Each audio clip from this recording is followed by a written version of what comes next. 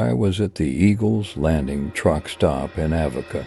Here, I went to go to the restroom to get ready and start my morning.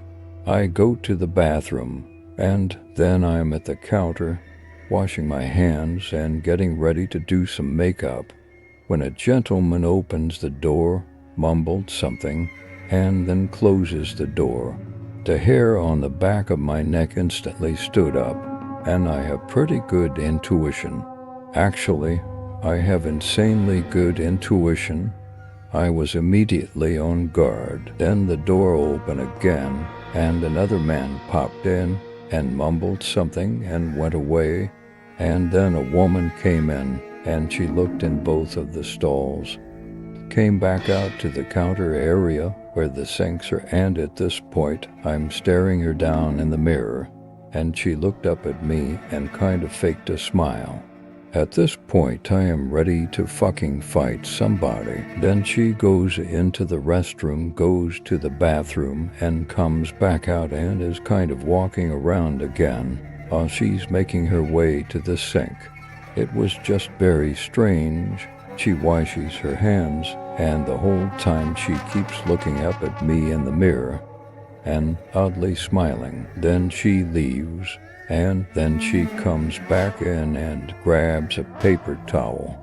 Any other person might have just thought, oh, she forgot to grab one, and she needs to dry her hands, but it was just all very uncomfortable to me. I really feel like something not so good was at play there. It was creepy, and people don't really bug me, you know. I'm not bothered by people existing around me.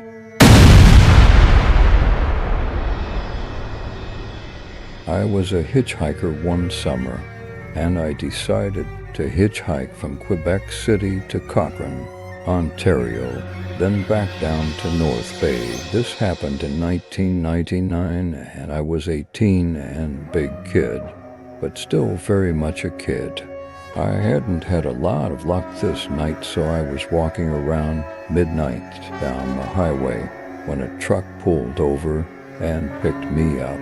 Buddy was not Canadian and was from somewhere in the U.S. This guy starts rambling, finally having an audience.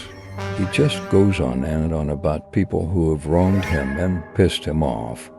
Then he talks about having shot a guy once. Some guy who was harassing his mother made him so mad he up and shot him. Not dead, just wounded.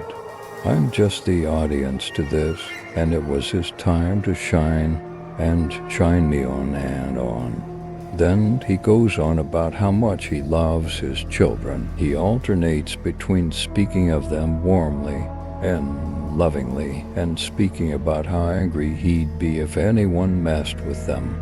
Then, without taking his hands off the wheel and still driving, he turns his head to me, locks eye contact, and says, "I'll fucking kill anyone who messes with my kids," and just holds the stare with me. Again, I'm 18, I'm a kid myself. He felt very much like he was threatening my life, even though we're like 1,500 km from his kids, in the middle of literally nowhere. I didn't know how he was doing it, driving just fine, while not looking at the road at all to make some point to me that was very important for me to hear. I began to get really nervous about all this. I asked him to pull over and let me out. Whatever the night held for me was going to be way less scary than this madman. Anyways, that's the story. It ends with me trying and failing to catch some shut-eye in a ditch before a grandfatherly trucker from South Carolina pulled over and begged me to ride with him so I wouldn't freeze. I could barely understand. This guy, his South was so thick in his speech, but man, oh man, was he nice and kind, full stories of pride for his grandchildren. He took me all the way to North Bay.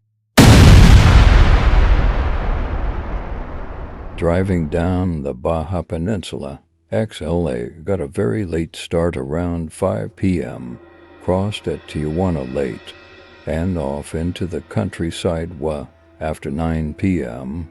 was headed to a tiny little town south of Ensenada to drop something off. It's getting late. Roads are slow. I am lost. End up running into a Federal's checkpoint.